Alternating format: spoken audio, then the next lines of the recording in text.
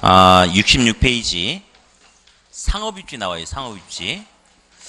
먼저 이론 잠깐 체크를 해봐야 되는데 양가로 1번에 크리스탈러의 중심지 이론 나와요.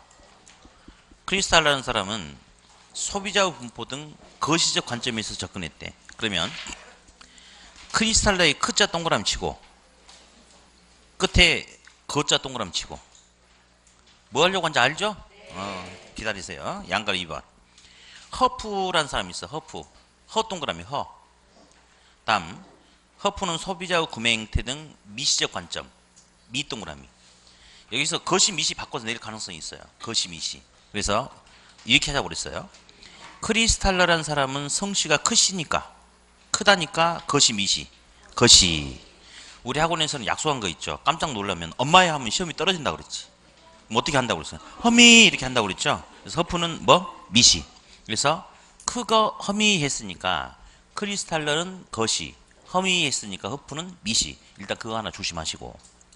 다음 양가로 1번의 크리스탈러의 중심지 이론에서 동그라미 1번 중심지 개념은 의미 없어요. 중심지는 그냥 상권, 시장지역, 배후지역에 제화 및 서비스를 제공하는 장소. 아무 의미 없어요. 2번 밑줄 요게 중요하죠. 2번 동그라미 2번 중심지 성립 조건 최소 요구치보다는 재화의 도달 범위가 더 커야 된다. 밑줄 그어놓으세요. 시험에 여러 번 나왔네요. 최소 요구치란 것은 매장이 유지되기 위해서 필요로 하는 최소한의 고객 수를 말해요. 인구수를. 그런데 매장이 크냐 작냐 어떤 유형이냐에 따라서 최소 요구치의 차이는 달라질 수 있거든요. 세탁소 볼래요? 세탁소? 세탁소는 한 달에 매출 수입이 1200만 원만 나와도 유지가 된대. 그럼 세탁소 같은 경우는 인구수가 막 10만 명 있는 지역에 가야 된다. 이런 개념 아니죠. 예. 한 7, 800명 있는 곳에 들어가도 유지가 될 수가 있다. 최소 요구치는 한 7, 800명이다. 근데 저기 보니까 롯데마트가 하나 있어요. 롯데마트 같은 경우는 임대료가 많이 나가고 직원들 월급도 많이 나가니까 한 달에 못해도 600억 정도는 매출액이 발생해야 된다 라고 한다면 롯데마트는 최소 요구치가 한 15만 명 정도는 필요하다 라고 할 수 있겠죠. 그래서 핵심 지문 33번에 동그라미 3번 바로 밑에 동그라미 3번 매장이 유지되기 위한 최소 요구치는 매장의 규모나 유형 등과 상관없이 차이가 없다. 동일하다 하면 돼, 안 돼? 안 되죠. 매장이 어떤 종류냐, 어떤 품질의 물건을 파느냐, 어떤 규모냐에 따라서 매장이 필요로 하는 최소 요구치에는 당연히 차이가 있겠죠. 다음 롯데마트가 입점하려면 최소 15만 명이 필요해. 15만 명이. 이게. 근데 롯데마트가 여기 입점했을 때 롯데마트로 물건 사러 와줄 수 있는 공간적 범위 내의 소비자를 재화의 도달 범위라고 그래요. 그러면 롯데마트가 필요로 하는 최소 요구치는 15만 명인데 재화의 도달 범위 내 소비자가 10만 명이면 롯데마트 입점할 수 있어요? 없어요? 없죠. 근데 재화의 도달 범위 내 소비자가 20만 명이면 입점할 수 있지요. 따라서 매장이 중심지가 성립되기 위해서는 필요로 하는 최소 요구치보다는 재화의 도달 범위가 더 커야지 입지할 수 있겠죠? 네. 다음 핵심 지문 33번에 동그라미 2번 볼 거예요. 일반적으로 상품이나 서비스 구입 빈도가 낮을수록 문장 끊어요. 두 가지로 해석할 수 있는데 첫 번째 컴퓨터 노트북을 파는 가게다 라고 하자. 그러면 노트북은 자주 사는 거 아니잖아요. 그렇죠? 그러면 멀리 있는데 매장이 컴퓨터 매장이 좀 멀리 떨어져 있다 하더라도 갈 수 있는 거죠? 그렇죠? 다음 두 번째 롯데마트라고 생각하시면 롯데마트. 롯데마트를 한 달에 20번씩 가시는 학생들 계신가요? 그렇게 안 가죠. 한 달에 몇 번 가나요? 여기 롯데마트가 없나? 다른 거 있나? 있어요. 롯데마트는 있잖아요. 한 달에 한 3, 4번 정도밖에 안 가요. 왜냐면 가기 싫어서 안 가는 게 아니고 그 공간 안에 우리가 살아감에 있어서 필요로 하는 물건들이 거의 대부분 그 공간 속에 다 있죠. 한 번 가면 왕창 소비가 이루어지기 때문에 구매 횟수가 자주 가는 건 아니지 않겠어요? 그러면 그런 매장들은 규모가 커요, 작아요? 크죠? 그럼 상권이 넓겠어요, 좁겠어요? 넓은데 상권의 규모는 작다, 틀렸죠? 크다라고 해야 돼, 크다. 다음 4번 재화의 도달 범위는 중심지 활동이 제공되는 공간적 한계로 중심지로부터의 어느 기능에 대한 소비자 숫자가, 자, 공간적 한계래. 이 재화의 도달 범위가 한계래. 한계란 것은 더 이상 있다 없다? 없다. 없다는 0이에요 1이에요? 0이죠. 근데 1이라고 나왔죠. 1이 아니고 0이다. 근데 요거는 또다시 시험에 나오기는 그렇게 뭐 적당하진 않아요. 근데 한번 이제 이런 표현이 나왔으니까 한번 보고만 넘어가면 되겠어요. 다음 7번을 볼 건데 7번에 누구 나오냐면 크리스탈러 나와요. 크리스탈러. 이 사람은 독일의 이제 학자인데 살았을까요? 죽었을까요? 우리 학계론에 나와 있는 외국인 학자들은 다 죽었어요. 다. 오래돼가지고 다 죽었다고. 그러면 7번 같은 스타일의 지문이 여지껏 3번인가 출제가 됐는데, 자 볼게요. 옛날에는 인구가 적었어요. 그러니까 옛날에는 이 공간 시장이 있는데 고깃집 옆에 또다시 고깃집이 있고 고깃집이 10개가 몰려있고 이러진 않아요. 그냥 하나씩 이렇게 있겠죠. 그래서 옛날에 나온 이론은 현대의 어떤 복잡 다양하고 뭐 교통이라든지 상호 동종 점포들끼리 경쟁하고 이런 모습들을 잘 설명했다라고 표현하면 될까요? 안 될까요? 옛날에 나온 이론들은 지금의 모습을 잘 설명하지 못한다라고 해석을 하셔야 돼요. 그래서 7번 읽어보니까 크리스탈 옆에 써놓으세요. 죽은 사람 이렇게 웃자 건설이에요. 크리스탈러의 중심지 이론은 유사한 상품을 취급하는 점포들이 서로 도심에 인접해서 경쟁하는 이런 상황, 이런 것들을 잘 설명한다라고 하면 돼, 안 돼? 안 돼요. 옛날의 이론들은 현대의 모습을 잘 설명하고 있지 못하다라고 그렇게 하셔야 됩니다. 네, 됐고요.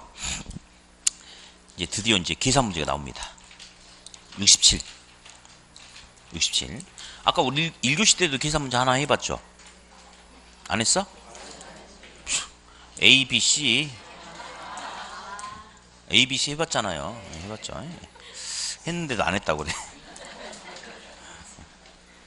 아, 그리고 이제 자꾸 이제 질문을 하시는데 우리 보면 뭐 버제스의 동심원설, 호이트의 선용이론 막 이렇게 있잖아요. 근데 이제 학자들 이름 외우기가 힘들다고, 게다가 이론까지 같이 묶어서 하기가 힘들다고 막 그렇게 하시는데 사람 이름만 외우면 안 되냐고 이런 질문도 하세요. 근데 제발 하지 마 그런 거죠. 그냥 아까 우리 문제 보니까 버제스에 의하면이라고도 나오고 그냥 동심원설에 의하면, 선형이론에 의하면 이렇게도 나오죠. 그러니까 그런 질문 하지도 마세요. 예. 학자하고 이론하고 매치시켜서 같이 하고 또 제발 이 소리 좀 하지 안 했으면 좋겠어. 우리 핵심 지문 보면 아까 33번에 보니까 7개가 있는데 그 중에 4개 같이 읽어봤죠? 그렇죠? 수업 시간에 읽어주는 지문만 보면 되냐 그런 소리 하지도 마. 제발 좀 하지 마. 이 파트에서 얘가 제일 중요해서 읽은 게 아니고 그냥 제가 이론 설명하면서 이론이 이렇게 되고 이런 것들이 시험에 어떻게 표현된다라고 그 하나의 세트 포장을 시키기 위해서 이거 하는 거지. 그런 질문 하지 마세요. 그리고 수업 시간에 핵심 지문 몇 개 읽어주잖아요. 거기다 별표 치지 마. 다 보셔야 돼, 다. 그래서 앞으로 그런 질문 하지 마세요. 다 보셔야 돼, 다. 다음 67페이지 2번에 중력 모형이죠. 중력 모형. 뉴턴의 만유인력 법칙 응용한 거예요. 예. 사과나무에서 사과가 분리되는 순간 공중으로 날아가는 게 아니고 바닥으로 툭 떨어지더래. 아, 지구 중심에는 물체를 당기는 힘, 인력이라고 그래. 인력. 예. 당기는 힘이 있구나. 그래서 사과가 땅바닥으로 툭 떨어지는구나. 그건데 거기서 이제 양가로 1번에 레일레이 소매인력 법칙이 있고 양가로 3번에 누구 있어요? 허프의 확률 모형 있죠? 자, 이제 할 거예요. 중력 모형. 자, 양가로 1번에 레일리가 있어요. 레일리라는 사람의 뭐 소매 중력 법칙, 소매 인력 법칙이라고도 해요. 뭐 중력 모형이라고도 하고요. 네, 됐고 이제 양가로 3번에 허프의 확률적 상권 모형, 확률 모형. 왜요? 67페이지 저 밑에 예. 자, 두 개 있는데 먼저 우리 그냥 한번 이야기해 보게요. 이제 질량은 크기를 말하는데 매장이 클수록 매장이 크기가 커질수록 다양한 제품이 서비스가 존재하고 규모의 경제에 의해서 가격도 싸잖아요. 솔직히. 그럼 매장 면적이 클수록 소비자를 매장으로 끌어당기는 힘도 커져야 작아져요. 당연히 커지겠죠. 당연히. 다음. 우리 매장으로부터 거리가 가까운 소비자는 끌어당기는 힘이 강하겠지만 우리 매장으로부터 거리가 멀어질수록 우리 매장으로 끌어당길 수 있는 힘은 커져야 작아져요. 작아지죠. 이제 그거 이야기하거든요. 그래서 고객을 끌어당기는 인력, 그냥 유인력이라고 해도 괜찮아요. 인력은 크기가 질량이에요. 질량에 비례하고 거리의 제곱에 반비례한다. 그러니까 매장 면적이 크면 클수록 소비자를 끌어당기는 힘도 커지고 매장으로부터 거리가 가까우면 끌어당기는 힘은 커지겠지만 매장으로부터 거리가 멀어지면 소비자를 끌어당기는 힘은 약해진다. 당연하죠. 요걸 갖다가 이제 수식으로 바꿔 써보면 소비자를 끌어당길 수 있는 유인력은 크기, 질량에 비례하고 거리에 제곱에 반비례한다 라고 이렇게 썼어요. 맞죠? 자, 그러면서 레일리라는 사람은 물리적 거리를 강조했어요. 물리적 거리. 그리고 허프란 사람은 시간 경제적 거리, 시간 거리를 강조했는데, 자, 그러면 먼저 문제를 만들어서 레일리의 이론이 시험에 어떻게 표현이 되는지 이거 먼저 한번 체크하고 들어갈게요. 네, 문제. 자, 여기에 하단동에 소비자가 10만 명이 있다. 인구가 10만 명이 있다. 하단동에. 근데 하단동을 중심으로 A와 B가 있는데 A까지 거리는 2km가 떨어져 있고 B까지 거리는 3km가 떨어졌어요. 그냥 들으세요. 레일리는 두 도시와의 관계에서 소비자를 얼마나 자기 쪽으로 끌어들일 수 있는지 그런 걸 이제 연구했거든요. 그러면 레일리의 이론이 시험에 나온다면 A 도시, B 도시 지역. 다음 도시의 크기는 뭐로 따진다고 그랬어요? 면적이에요, 인구수예요? 인구수죠. 제가 그랬잖아요, 저번에. 서울특별시하고 경기도 화성시가 있는데 서울특별시 면적보다 경기도 화성시 면적이 더 크다고. 면적은. 근데 인구는 서울특별시가 훨씬 더 많아요. 누가 더 큰 도시냐? 서울특별시가 더 큰 도시라고 이야기해요. 그래서 도시의 크기는 인구수로 따지는 거죠. 그러면 A 도시의 크기는 4,000명이다. 사람 4,000명. B 도시는 9,000명이다. 라고 이렇게 해놓고 소비자가 A로 유인될 수 있는 비율 잠깐만 다시 들어볼게요. 그러면 어디? 하단동에 인구가 10만 명인데 그 중에 A 도시로 물건 사러 가는 사람이 4만 명이라고 할게. 그러면 10만 명 중에 40%가 A로 물건 사러 가죠. 그러면 A 매장으로 물건 사러 갈 확률이 몇 프로? 40%. 맞죠? 다시 바꿔서 해볼게. A 도시가 하단동의 소비자를 유인할 수 있는 비율은 몇 프로예요? 40%죠. 똑같은 말이지. 40% 가니까 40%를 땡기는 거니까. 똑같은 말이에요. 자, 그러면 어디? 동전을 던졌을 때 동전에 앞면이 나올 수 있는 확률은 2분의 1이라고 하죠. 확률에서 분모 2는 전체. 동전을 던지면 전체 앞면이 나오는 경우와 뒷면이 나오는 경우 두 가지 경우 전체 중에 앞면이 나오는 한 가지를 찾자. 그래서 2분의 1이거든요. 그러면 어디? 이런 경우에 A로 소비자가 물건 사러 갈 수 있는 확률을 한번 따져보자. 그러면 분모는 전체 경우였으니까 하단동에 있는 소비자는 A 도시로 갈 수도 있고 어디로 갈 수도 있고 B 도시로 갈 수도 있죠. 그 중에 어디로 가는 거? A로 가는 거. 이렇게 해놓고 거기다가 거리 제곱분의 질량을 넣어주면 돼요. 거리 제곱분의 질량. 어디? A는 거리 얼마? 2의 제곱분의 4,000. 그러면 2의 제곱은 4거든요.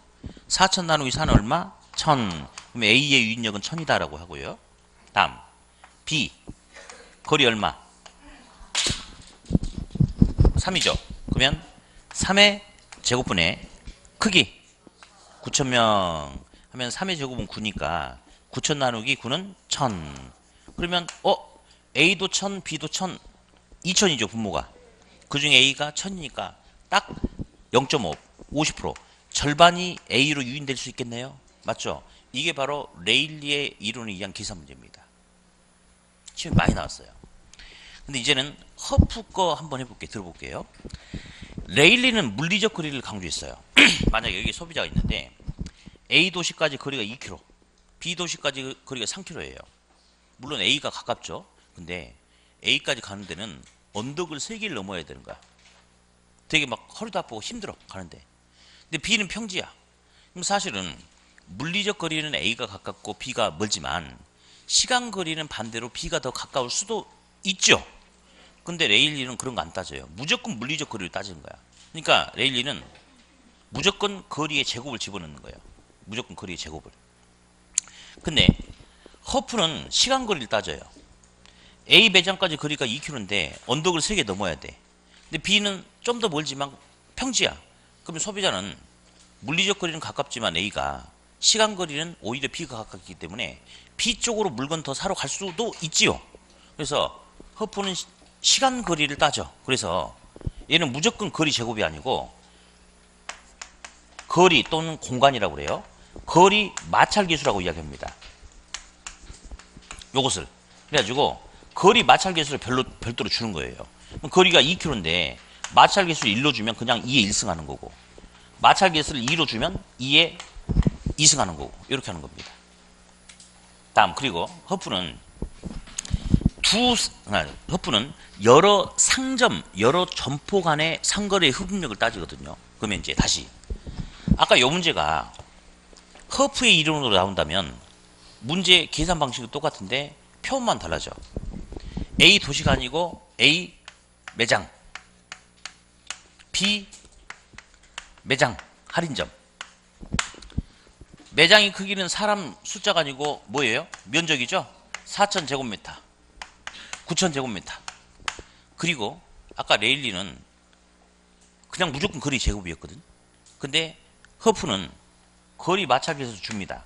마찰계수를 1로 주면 2의 1승이고 2로 주면 2승. 그리고 나서 풀이 과정은 똑같아요. 나중에 이제 이 책을 나중에 그 계산 문제 책에 나오면 보면 시험에 10번 넘게 나왔거든요. 두 이론 합쳐가지고. 풀이 과정이 완벽히 똑같아요.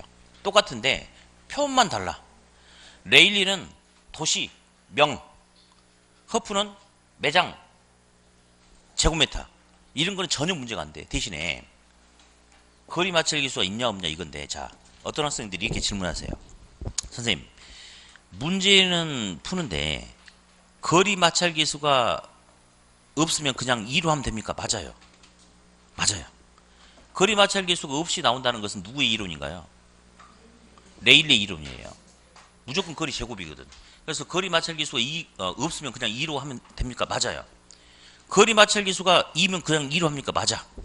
지금 계속 시험이 마찰계수를 2로 줬거든요. 근데 1로 줄 수도 있죠. 주기는. 근데 준 대로 하면 돼. 그래서 거리 마찰계수가 없으면 그냥 무조건 제곱이다. 왜? 레일리 거니까. 그리고 거리 마찰계수가 있으면 그냥 그대로 하면 되는 거예요. 그리고 나머지 문제 풀어가는 과정은 100% 똑같다는 거. 똑같다는 거. 네. 그러면 문제를 여기서 응용을 한번 해볼게요. 허프의 이론이라고 생각하고, 동전은 면이 총 3개 있죠. 앞면, 뒷면, 옆면도 있지 사실은. 그죠?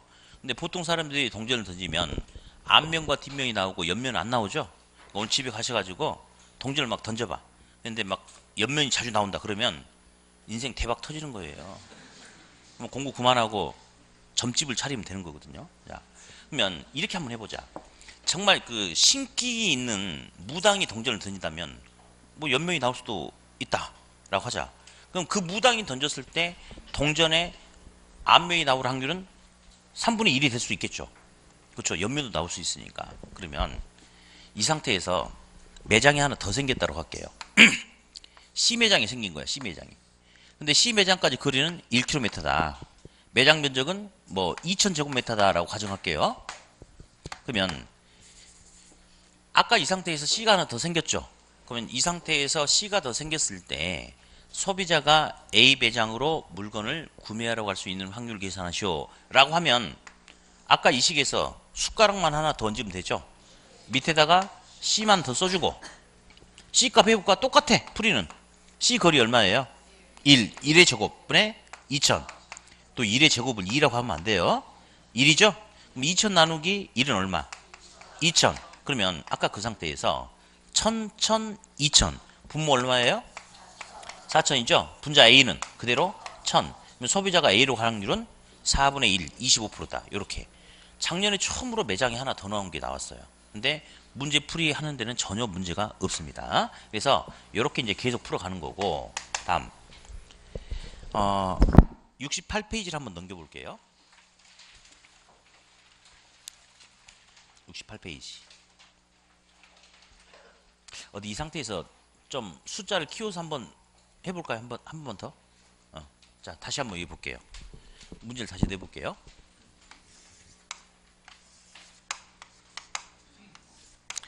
A 도시가 있고 B 도시가 있다.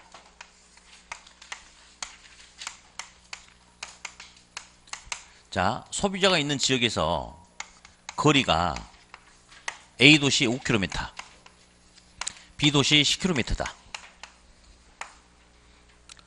인구수 A 도시는 인구가 5만 명이다. 여기는 B는 10만 명이다.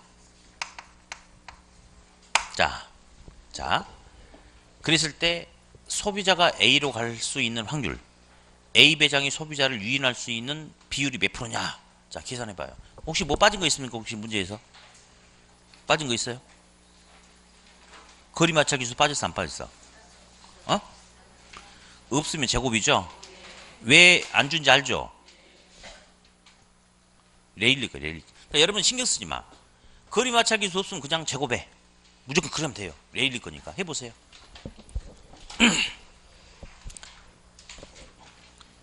A의 유인력과 B의 유인력만 계산하면 돼요. 거리 제곱분의 질량 이렇게.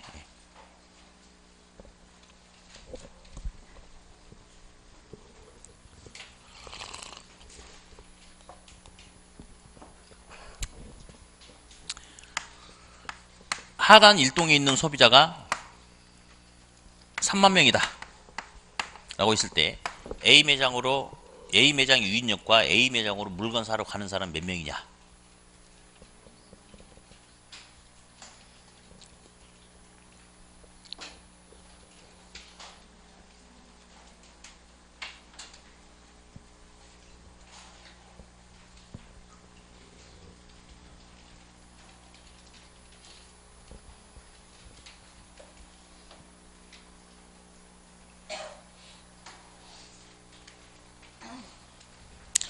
이 2만 명이 나왔으면 얼마나 좋을까?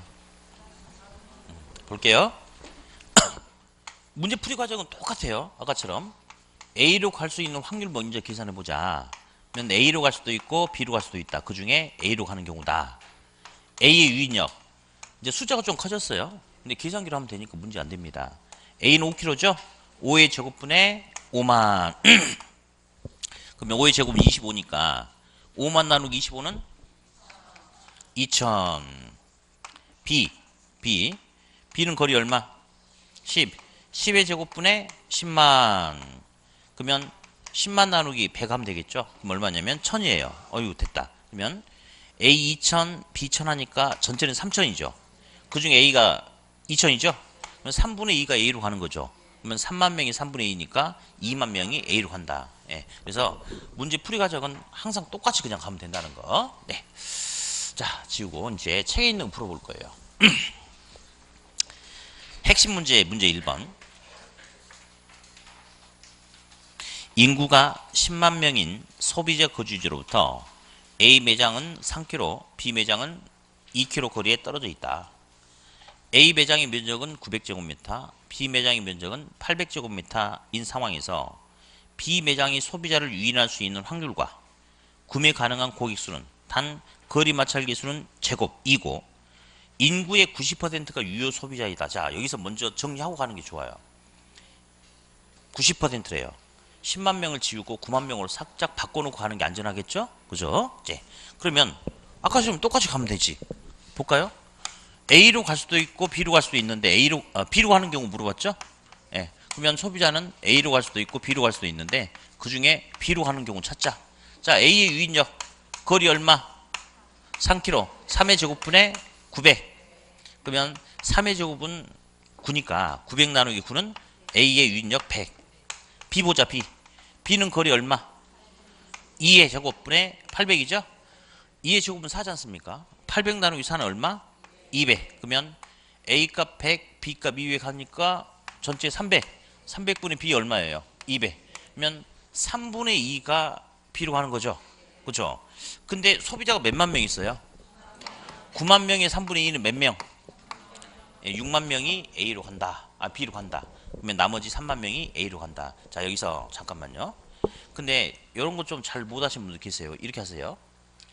3분의 2라는 건요. 전체를 세 조각으로 나눠서 두 조각을 가져가겠다 이거니까 9만 명을 세 조각으로 나누면 몇만 명이 돼요? 3만, 3만, 3만이 되잖아요. 3만이 3개가 모이면 9만이 되니까. 그럼 이렇게 쪼개서 B가 3분의 2니까 두 조각은 B, 한 조각은 A 이러면 되겠죠? 그러면 B로 가는 것은 6만 명, A로는 3만 명. 이렇게 하면 돼요. 이렇게. 네. 자, 이제 여기까지는 아까 했던 그 문제. 여기까지가 지금 밥 먹듯이 시험에 나오고. 근데 지금 아직 안 나왔는데 한 번쯤 가능성이 있을 수도 있어요. 문제 2번을 보니까 B 매장에 대한 A 매장으로의 소비자 구매 지향 비율이 얼마냐라고 나와 있네요. 볼게요. 써볼게요. 일단 이거 먼저 써볼까? A 매장도 있고 B 매장도 있어요. 우리 이제 하단동에 있는 소비자를 끌어당기는 건데 A로 가는 소비자는 몇만 명이 간다고 그랬어요? 3만 명. B로는 6만 명이 가죠. 그러면 A 매장 사장이 보면 B 매장은 부러움의 대상이죠. 아이고 우리 매장으로는 3만 명 오는데 경쟁자인 B 매장으로는 우리의 2배가 가네. 맞아요? 맞죠? 다시 B 매장이 봤을 때는 A 매장은 가소롭죠. 우리 매장으로 6만 명이 오는데 우리 경쟁자 A 매장은 우리 절반만 가네. 맞죠? 그거 물어보는 게 하나 있어요. 그래서 한번 써볼게요. B 매장에 대한 A 매장으로의 구매 지향 비율은 얼마냐 이게 물어보는 게 있거든요. 한번 볼래요? B를 기준으로 보면 A로 가는 소비자는 자기 절반이죠. A가 봤을 때 B로 가는 소비자는 자기 2배죠. 요거 물어보는 게 있어요. 그러면 이게 이제 우리 기본서에는 막 복잡한 식이 나왔는데 그거 하지 말고 문장을 분수로 바꾸면 돼요. 분수로. 그러면 분수는 분모분의 분자죠. 분모를 기준으로 분자가 몇 프로인지 알아보는 거예요. 분모에 대한 분자값. 그래서 분수에서는 분모가 기준. 그러면 B에 대한 A를 물어봤으니까 뭐가 기준이죠? B를 기준으로. 그러면 B분의 A라고 딱 써주면 돼. 거기다가 아까 했던 것처럼 거리제곱분의 질량 넣어주면 돼요. 그러면 A는 아까 3kg죠? 3의 제곱분의 900. 그러니까 A는 100이죠. B는 아까 거리 얼마? 2의 제곱분의 얼마? 800. 그러니까 아까 200 나왔었죠?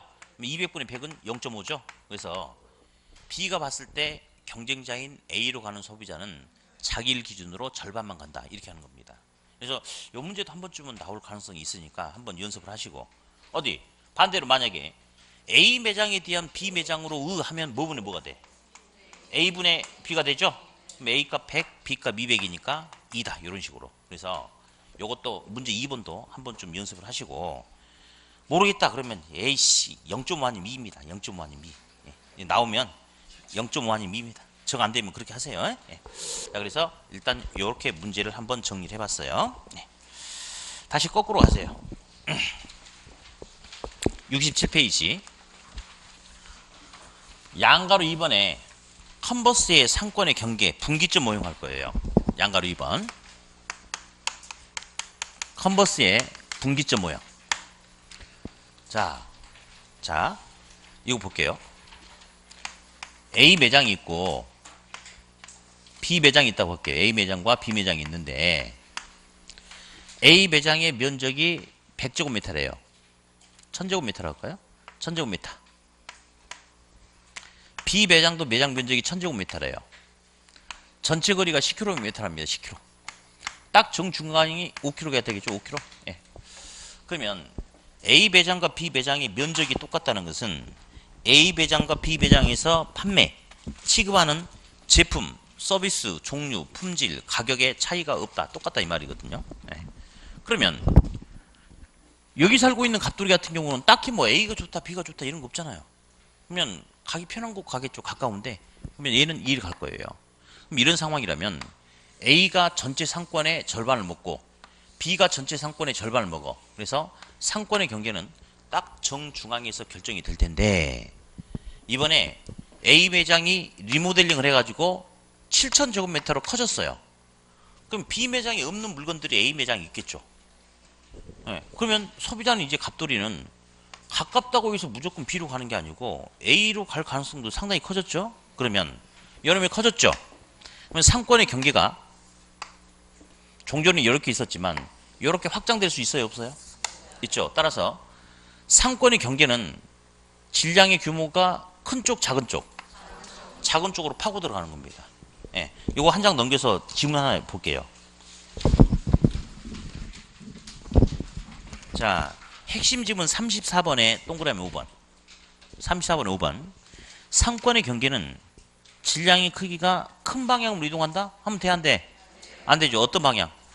작은 하나 그러니까 커졌잖아요.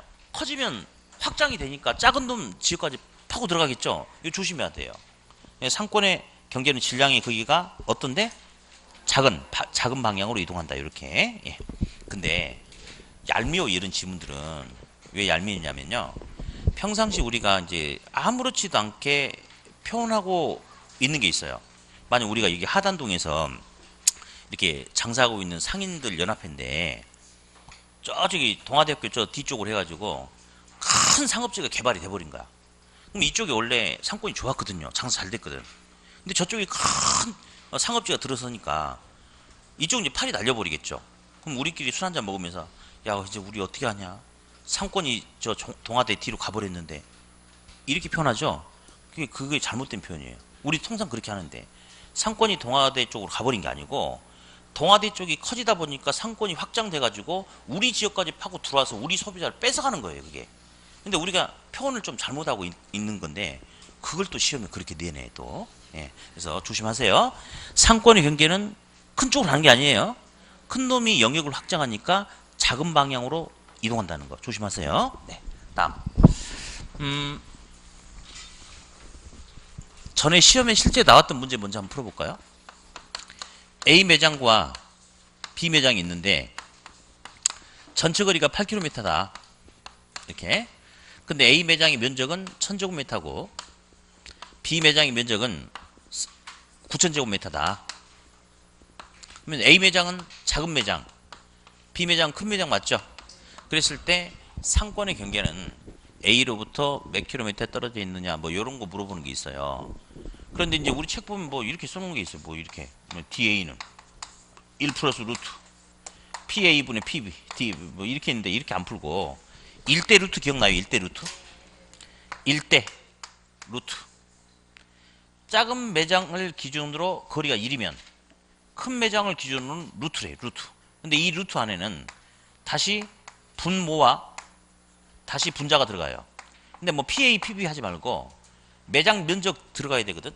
밑에는 작은 매장, 위에는 큰 거. 그러니까 1000분의 4000이 1000분의 9000이 되겠죠. 이렇게 들어갑니다. 그래서 무조건 1대 루트인데 여기서 루트 1은 1이죠. 절대 시험에 나오잖아요. 왜? 루트 1의 값이 나오게끔 하려면 100% 학생들이 다 맞춰버려요. 자, 분수를 통해서 1이 나오려면 분모와 분자가 똑같아야 되겠죠. 그러면 여기가 1000이면 여기도 같이 1000이어야 돼. 1000분의 1000은 1이니까. 그럼 공부를 전혀 안 하는 학생도 이게 뭐지? 근데 A 매장도 면적이 1000이고 B 매장도 면적이 1000이니까 딱 정중앙이 되지 않을까? 그게 정확한 논리예요. 그러니까 아무도 틀리지 않으니까 루트 1은 시험에 나올 수가 없어. 루트 2는 못 나오죠. 답이 안 나와요. 루트 3도 루트 4 나옵니다. 루트 4는 얼마죠? 2. 루트 5, 6, 7, 8 못 나오고 루트 9 나옵니다. 3이죠? 딱 두 놈만 나와. 루트 4는 2, 루트 9는 3 이렇게. 그리고 이제 나중에 숙달 되면요,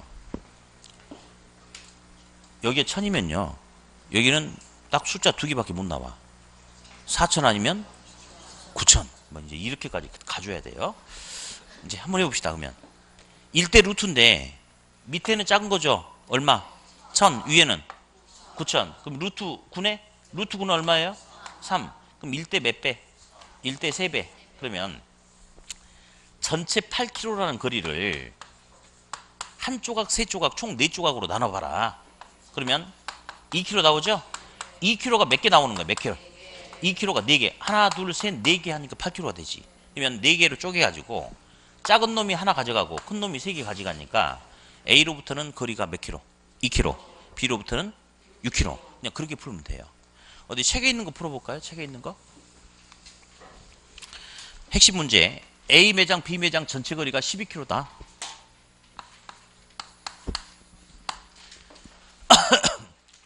B 매장 면적 4000제곱미터다. 그랬을 때 상권의 경계는 A로부터 몇 킬로미터 떨어져 있냐? 1대 루트 하면 되죠? 몇 분의 몇? 1000분의 4000. 작은 거, 큰 거니까 1000분의 4000. 그럼 루트 4네? 루트 4는 얼마예요? 1대 2배. 그러면 전체 12km를 갖다가 하나, 두 개, 세 조각으로 쪼개면 몇 킬로 나와요? 4km가 3개 나오잖아. 3개. 그 중에 A가 하나 먹고 B가 2개 먹으니까 A로부터 거리는 4km, B로부터 거리는 8km. 그냥 그렇게 풀면 돼요. 그렇게. 근데 요게 시험에 한 번밖에 안 나왔어요. 한 번밖에. 아까 했던 요 문제는 나중에 그 책 보면요 10번 넘게 나왔거든요. 너무 심할 정도로 내고 있어요. 근데 이건 한 번 나왔는데 그럴 수도 있어요. 그 이유가 딱히 뭔가 상황을 다르게 줘가지고 헷갈리게끔 할 수 있는 게 전혀 없어요. 내면 똑같이 내야 돼. 그러니까 시험에 자주 못 낸다라고 생각할 수도 있어요. 나온다면 똑같이 내긴 좀 그래요. 그래서 역으로 다른 걸 물어볼 수도 있을 것 같아요. 전체 거리가 12km죠? 그랬을 때 A로부터의 거리는 4km다. 상권의 경계는. 그랬을 때 B 매장의 면적을 구하시오라고 이렇게 돌려서 물어볼 가능성도 있죠. 면적을. 그러면 나중에 열심히 하다 보면 한 놈이 1000이면 둘 중에 하나죠.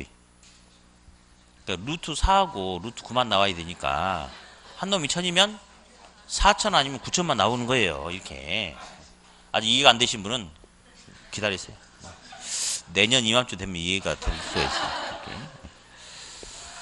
그러면 이게 4km죠. 전체 거리가 12km니까 이거 얼마야? 8km. 그럼 4대 8은 1대 2잖아. 그럼 작은 게 1이면 큰 거는 2네? 이 2가 어떻게 나와야 되냐면 루트를 통해서 나와야 돼. 루트를 100개 내서 2가 나와야 돼. 벗겨내서. 그러면 이게 루트 4가 돼야 되네? 그쵸? 그러면 요게 1000이면 요거는 얼마가 돼야 돼? 4000. 그래서 답은 4000이다. 요런 식으로. 그래서 아무튼 어떻게 응용을 한다 하더라도 1대 루트라는 공식 갖다 집어넣으면 다 풀립니다. 예. 그래서 요렇게 정리를 해봤어요. 자, 다음 이제 68페이지 핵심 지문 34. 핵심 지문 34의 동그라미 3번 한번 해볼게요. 그리고 이제 요약집은 언제까지 제가 쓴다고 이야기 안 했나요? 9월달 마지막 주 수업까지 있을 거예요. 그러니까 5, 6월 강의 한번 하고 7, 8월달 문제집 가지고 수업하죠. 그때도 그냥 문제만 푸는 게 아니고 단원별로 요약 핵심 정리 딱 잠깐 잡아주고 문제 풀고 이런 식으로 갈 거예요. 그때 쓸 거고 9월달은 또 한 달 내내 또 모의고사식 수업을 하잖아요. 그러니까 여러분들 이제 시험 보고 있을 때 저는 이제 또 밖에서 놀고 있다가 시험 끝나고 해설 강의 할 때 역시 이걸로 쓸 거예요. 그러니까 요약집을 좀 잘 활용하세요. 막 지저분하게 쓰면 안 돼요. 자, 34번에 동그라미 3번. 레일리의 소매인력 법칙에 의하면 두 개 도시의 상거래 흡입력은 두 도시의 인구에 비례하고 두 도시의 분기점으로부터 거리의 제곱에 반비례한다. 맞죠? 자, 근데 지금 3번 레일리야. 그러면 거리의 제곱이란 말 빼고 반비례한다면 맞을까 틀릴까? 레일리 거. 틀려요. 레일리는 물리적 거리를 강조했기 때문에 거리에 반비례한다면 안 되고 거리에 제곱에 반비례한다라고 정확히 써야 됩니다. 틀려요. 5번. 5번 아까 했죠. 네. 다음 69페이지 69페이지 큰 3번 점포의 유형과 입지. 오른쪽. 자, 먼저 양가로 1번 한번 읽어보세요. 시작. 집, 심, 성, 점포. 발음이 안 좋은데? 네. 집, 심, 성, 점포. 고마해, 이제. 심자가 도심의 중심. 백화점이라든지 극장 이런 것은 도심의 중심부에 집중적으로 입지하는 거죠. 그래서 집, 심, 성, 점포. 그렇게 이야기해요. 양가로 2번. 뭐예요? 집, 재성, 점포. 집, 재란 것은 한 곳에 모여서 존재. 그러니까 법원 인근에 보면요. 변호사 사무실들이 막 모여 있어요. 시청이나 이런 데 보면 노무사, 법무사 사무실 막 몰려 있고. 그래서 동종업종이나 또는 업무의 연계성이 높은 업종들끼리 한 곳에 모여서 존재, 집재 하는 것을 집재성 점포라고 불러줍니다. 양가로 3번 읽어보세요. 시작. 세탁소, 편의점, 목욕탕 이런 점포들은 몰려 있으면 안 돼요.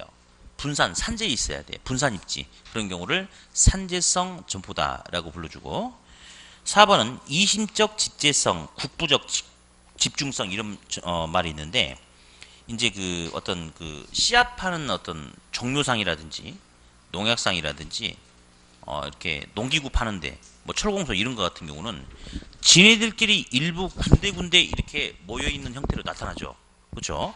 그게 바로 국부적 집중성, 이심적 집재성인데 동그라미 1번 보니까 국지적이란 말이 나오네. 국부적, 국지적을 어디서 들어봤을까? 이제 앞에서요 이러면 안 돼요. 뭐 할 때 해봤을까? 부동성, 토지는 움직이지 않기 때문에 똑같은 용도 토지를 하더라도 지역에 따라서 서로 다른 형태의 모습이 나타나고 가격 수준도 달리 나타날 수 있다. 지역화, 국지화 한번 들어본 적 있었어요. 예, 됐고. 양가로 5번.